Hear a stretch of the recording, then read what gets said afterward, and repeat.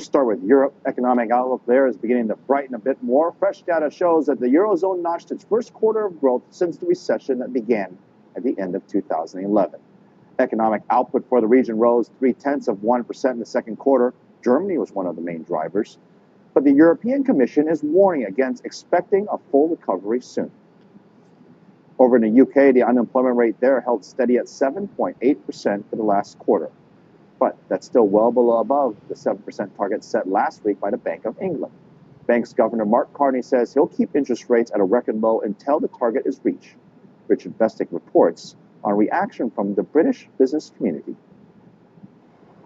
Companies like Hayward Tyler here have welcomed the certainty given them by the Bank of England's dramatic break with tradition.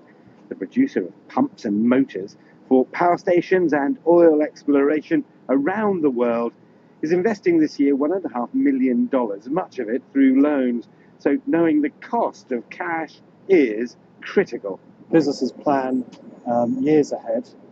If we've got the knowledge that interest rates will remain low for 2-3 years, we've got the opportunity then to look at our what we can afford, and that all helps in terms of the certainty for the business. The problem with unemployment is that for the Bank of England, it's a moving target. There's slack in the economy. These people will need to borrow, and they need the confidence to borrow. And what if the workers here simply do more overtime? That won't bring down the unemployment rate, which could throw Bank of England estimates on when the economy is strong enough for an interest rate hike. Bank of England Governor Mark Carney says he wants to see unemployment fall from its current 7.8% to 7% before raising rates. Some analysts say that could happen as early as next year. Others that it might not happen for another 3 years. Clarity, though, to encourage UK companies like Hayward Tyler to borrow, spend, and increase productivity.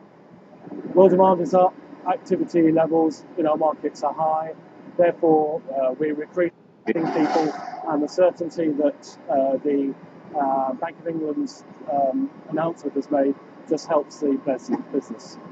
It means, of course, that for the first time in decades, unemployment has become mission-critical data and will be watched closely by businesses, banks, and world markets. Richard Bestick, CCTV, London.